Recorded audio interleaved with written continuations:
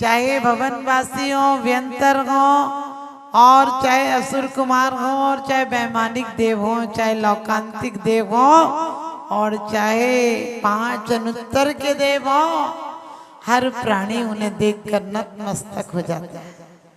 क्यों नतमस्तक हो जाता है? क्योंकि सब इंद्रियों के पीछे भाग रहे हैं, लेकिन उन्होंने इंद्रियों को संयमित किया है। और आपको क्यों कहा है कि जाप करने से, कुछ लोग सोचते हैं हमारी तो जाप पूरी हो गई। अरे हम कहते हैं कि भगवान अंतिम समय तक मेरे कंठ आपकी प्रार्थना के लिए अवरुद्ध नहीं हो जाए। बड़ी सुंदर ये रियापद भक्ति में बात कही है। आज बात नहीं करो शुभम। आचार्य ने बड़ी सुंदर बात कही है कि यदि मैंने जन्म जन्मांतर में कोई पुण्य किया हो, किसी जन्मों से अभी तक, और इस जन्म में मैंने बालपन से लेकर अभी तक कोई पुण्य किया हो, तो बस इतना ही देना कि मैं आपकी भक्ति से विमुख नहीं हो जाऊं। मैं आपकी भक्ति से रहे चक्रवर्ती पद भी नहीं चाहता हूं, और तुम्हारी भक्ति मिले तो दरिद्र होना भी स्वीकार करता। ना चाहूं मैं स्वर्ग संपदा, ना चाहूं मैं स्वर्ग संपदा, नरकों से नहीं डरता हूं, किंतु नरक में जाने जैसे काम कभी नहीं करता हूं। आप जितनी देर माला फेर रहे हैं, आपका मन भी उसी में घूम रहा है। कितनी हुई, कौन सा मंत्र पढ़ना है, कितनी करना है। देखो आपको क्यों कहा कि आप संकल्प पूरा मत कर देना। आप जिंदगी को सोचते हैं क्या कि अब तो हो गई, जी लिए। जो ये बेवकूफ सोचता हो कि जी लिए, अब क्या जीना, खत्म करो जिंदगी, समझ लेना कि वो अच्छा व्यक्ति नहीं, सम्यक दृष्टि नहीं है।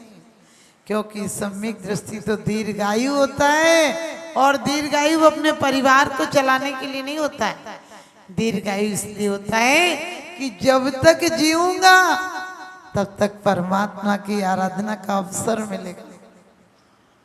आपके यहाँ ही मेरा जब ज्यादा स्वास्थ्य बिगड़ गया तो परम पूज्याचार्य श्री ज्ञान सागर जी ने एक पत्र में लिख कर कहा था कि तुम असंयम में जाना चाहती हो क्या?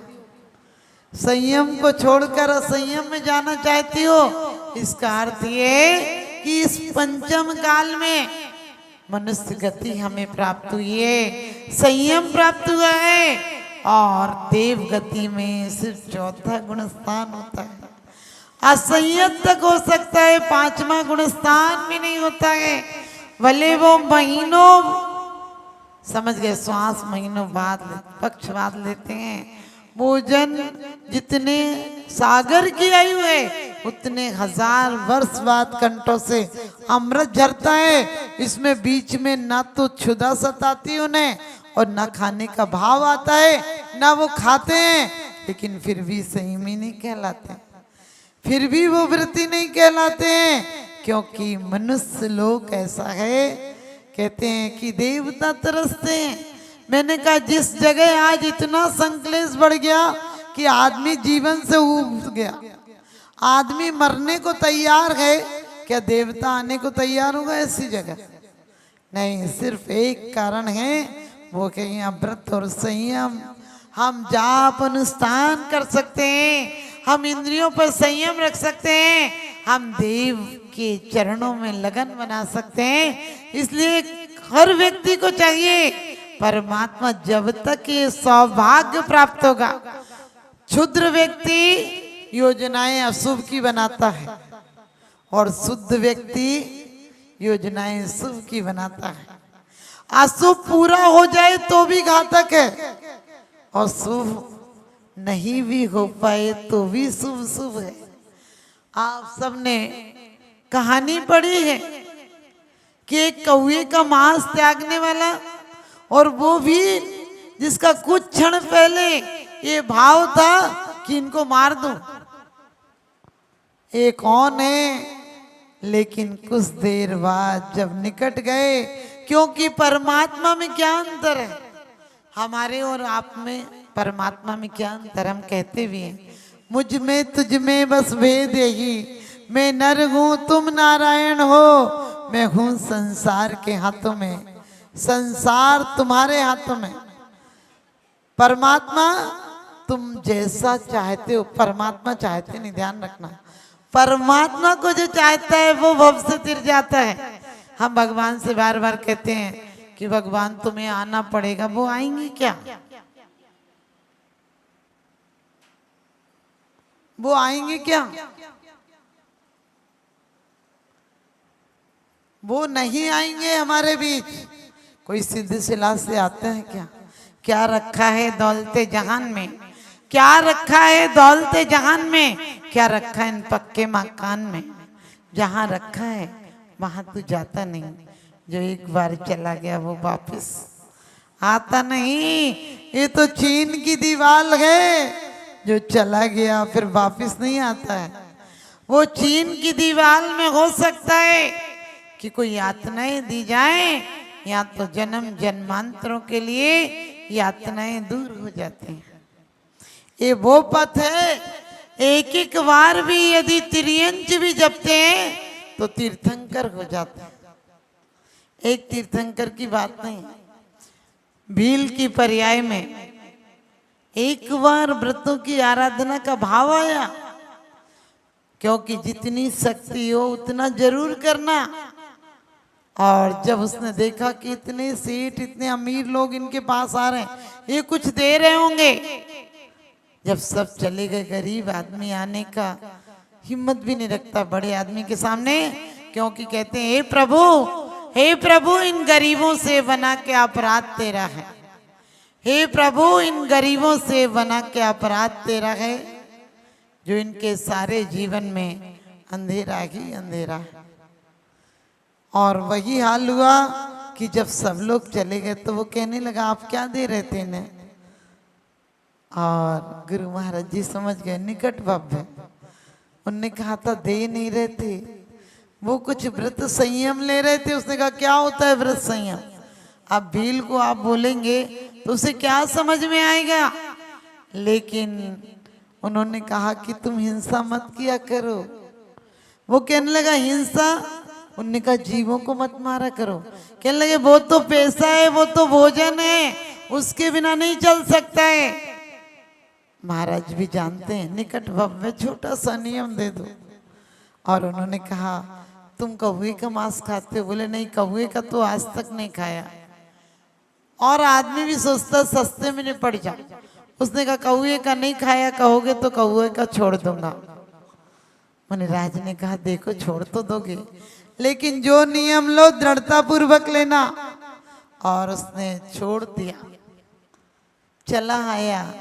लेकिन कुछ दिन बाद उसे असाध्य बीमारी हो गई, तड़प रहा था, बिलक रहा था। और कहते हैं कि उसका साला उसे देखने आया। रास्ते में एक स्त्री रो रही थी, कहने लगी बहन तुम क्यों रो रही हो? बोले तुम जहां जा रहे हो वो मेरा पति होने वाला है मर के, लेकिन तुम उसका नियम तोड़वा दोगे तो फिर मेरा पति नहीं होगा। और लेकिन आपको पता अपनी बहन के सुहाग से बढ़कर किसका सुहाग प्यारा होता है? तेरा हो या नहीं हो।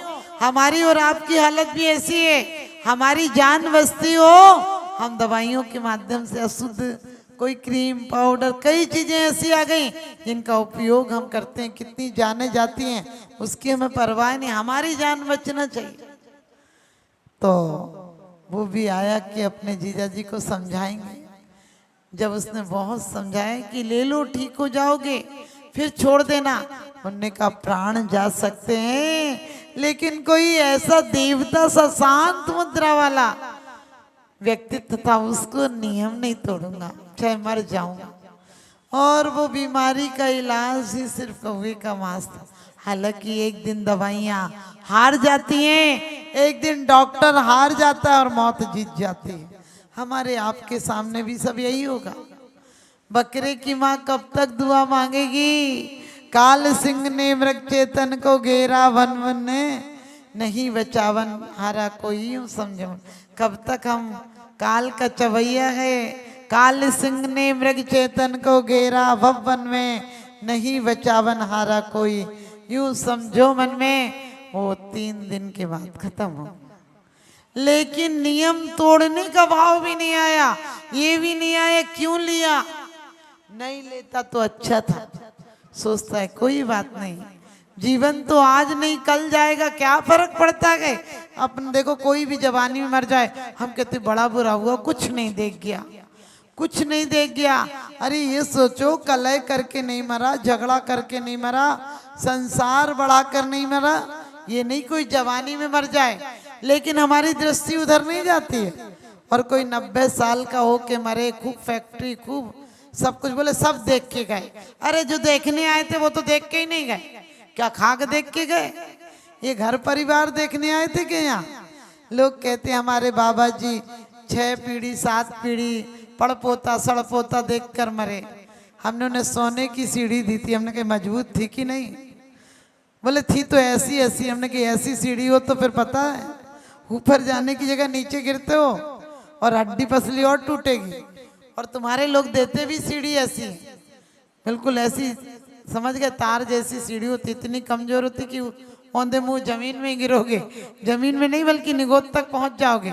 वो सीढ़ी बड़ी कमाल की होती है, ऊपर की जगह नीचे ले जाती है। इसलिए एक एक व्यक्ति, एक माँ बेटे के मुंह में मरी तो सियार नहीं हो गए। और कितने दृष्टांत है कि एक एक मुंह में मरी और क्या से क्या हो गए। आप लोग 5-6 पीढ़ी देखकर मरते हो। अरे सोचा करो ऐसा मौका कभी कभी आता है जब हमारे जीवन में इतने घंटे धर्म ध्यान में जा रहे हैं, वो धर्म ध्यान ही एक दिन शुक्ल ध्यान में कारण बन जाता है। तो वो मरकर देव हुआ, तिया करके 13वीं करके उसका साला लौटा, फिर देखा वो औरत रो रही है। कहने लगे अब तू क्यों रो रही है? कहने लगे तुमने उसे बता दिया था कि वो औरत मिली थी और वो कह रही थी कि तुम उसके पति होगे। उसने और दृढ़ता ले आया, तुम्हारा जीजा और दृढ़ता ले आया और कहने लगा कि जब एक कौवे के मांस से मैं यक्षिणी का पति हो सकता हूँ तो फिर मैं सारे मांस छोड़ता हूँ। जीवन का अब क्या भरोसा है, कितने दिन के लिए कितना खाऊंगा, और मांस सारे व्यसन छोड़ दिए और वो तो ऊपर जाति का देव होगा, मेरा नहीं हुआ। फिर वो आकर राजा हुए, आप सबको पता है वही राजा श्रेणिक हुए। और जो यक्षिणी थी, जो पति की कामना कर रही थी कि वो मेरा पति हो, वही राजा चेटक की बेटी चेलना हुआ। क्योंकि भवांतर के संबंध होते हैं। महिलाएं हमारे सामने आती हैं, कहती माता जी आशीर्वाद दो, अगले जन्म में यही मुझे मिले। हमने कहा बहुत अच्छे हैं क्या? बोली अब कह सुन के सुधार लिया, अब किस किस को सुधारेंगे? हर जन्म में किसको सुधारेंगे? अब सुधरे सुधराए ले जाएंगे। ध्यान रखना, अरे वो तो सुधर जाएंगे, तुम लोग भी सुधरो। जिस दिन कोई छुट्टी का टाइम हो या किसी दिन आपको अवकाश हो, उस दिन ये नहीं कहो कि चलो मॉल चलते हैं, कहीं घूमने चलते हैं। अरे ये सोचा करो चलो आज 1 घंटे का पाठ करते हैं। बच्चों के जन्मदिन पर तुम तो केक कटवाते हो। अरे बच्चों के जन्मदिन पर परमात्मा का मस्तकाभिषेक कराया करो कि बेटा तू मेरा लाल है, अगले भव में तू मेरा बेटा मेरी कोख सार्थक कर देना, और ऐसा बेटा होना कि तू मेरा पुत्र और मैं जगत जननी कहलाऊं। अभी तू भगवान के मस्तक पर जल की धारा डालेगा, एक दिन 3 लोग के इंद्र तेरे सर पर मस्तक की धारा डालेंगे। तो आप ध्यान रखना, सिर्फ आपको ये शब्दों का पुण्य नहीं मिल रहा है, आपका मन भी जाप में लगा है, आपकी वाणी से भी परमात्मा की आराधना हो रही है, और आपकी काया भी एक जगह बैठी है। निंदा चुगली व्यर्थ की भी कथाओं से बच रहे हो। ये अकेले एक अनुष्ठान नहीं है, और आखिरी दम तक कभी ये मत कहना मेरा काम तो हो गया पूरा। और ये भी मत सोचना कि भगवान बस मैंने तो लिया था आपने करा दिया, नहीं कहना परमात्मा ये जाप का संकल्प ऐसा लेके जाएंगे कि आदिनाथ भगवान आप नंबर 1 के थे, हम भी 1 नंबर का इंसान होकर तुम्हारे पास आएंगे। और जब तक चल रही है ये अकेले, ये आपका प्रांगण धर्मशाला नहीं है, इस समय ये मंदिर से ज्यादा शुद्ध हो गई है। क्योंकि एक एक व्यक्ति का कलेश हो, संकलेश हो, एक व्यक्ति बीमार हो जाए घर में तो पूरे घर में टेंशन हो जाती है। क्योंकि उसकी अशुभ परिणति, उसकी आहें, उसकी विकल्प, उसका संकलेश पूरे घर को दूषित वातावरण कर देता है। एक घर का धुआं उठे और कई घर के धुएं उठे तो बादल कैसा लगने, धुंधला लगने लगता है। लेकिन जब एक जगह से, एक दिल से नहीं, एक साथ सैकड़ों दिल से शुभ परमाणु निकल रहे हैं तो यहाँ का मंदिर से ज्यादा शुद्ध वातावरण हो गया। यहाँ हिंसा नहीं हो रही, झूठ नहीं हो रही, चोरी नहीं, कुशील नहीं, परिग्रह नहीं, क्रोध नहीं, मान नहीं, माया नहीं, जुआ नहीं, चोरी नहीं, लोभ नहीं, कोई पाप, कोई व्यसन, कोई कसाई नहीं हो रही। यहाँ सबके दिल से ऋषभ देव की आराधना निकल रही है। तो आप लोग भी अभी से संकल्प जगाओ कि परमात्मा आखिरी दिन तक मैं पूजते पूजते नहीं मरूंगा। क्योंकि यदि आप परमात्मा को पूजते पूजते मर जाएं तो ये हमारी आत्मा का अपमान है। हम पूजते पूजते नहीं, हम पूज्य बनकर मरेंगे। इनका वंदन करते करते खुद का वंदन हो जाता है। तुम इनका अभिनंदन करो, एक दिन तुम भी वंदन के योग्य हो जाओगे। तुम भीतर जाओ, तुम भीतर जाओ, तुम भीतर जाओ, इन अंदर जाओ तो तुम भीतर जाओ। जपे जापता को नहीं पाप लगे। जितने लोग हैं, चाहे कृष्ण जी को, पांडवों को, द्रौपदी को लाने के लिए धात की खंड जाना पड़ा हो, चाहे रामचंद्र जी को समुद्र पार करना हुआ, सबने, चाहे रावण को बहुरूपणी सिद्ध विद्या सिद्ध करनी पड़ी, चाहे कंस को विद्याएं सिद्ध करनी पड़ी। ये बात अलग है कि लक्ष्य यदि कामना, वासना, कसाय का था तो विद्याएं तो सिद्ध हो गई लेकिन सिद्ध गति प्राप्त नहीं हुई। लेकिन यदि आराधना का लक्ष्य था, आराधना का लक्ष्य था तो सिद्ध गति प्राप्त हुई। आप सबको भी सिद्ध गति प्राप्त हो, हमारी ऐसी शुभकामना है। और आप लोग बिल्कुल देखिए, कल संडे है, अपने बच्चों को लाइए, वरना ये बच्चे, ठीक है, जिनके पेपर होने भी एक बार, छोटे छोटे बच्चों को, जो 4-5 साल के बच्चे हैं, अभी उन्हें ये जाप याद करा दोगे, बुढ़ापे में जब तुम्हें सुनाई नहीं पड़ेगा, जब तुम्हारी, हो सकता है हर इंसान की आखिरी टाइम में, तो तुम बच्चों को सिखाओ, बच्चे तुम्हें सुनाएंगे। क्योंकि जो तुम दे जाओगे वही तुम्हें वापस मिलेगा। तो आप सबके जीवन में बहुत आनंदमय आपका जीवन को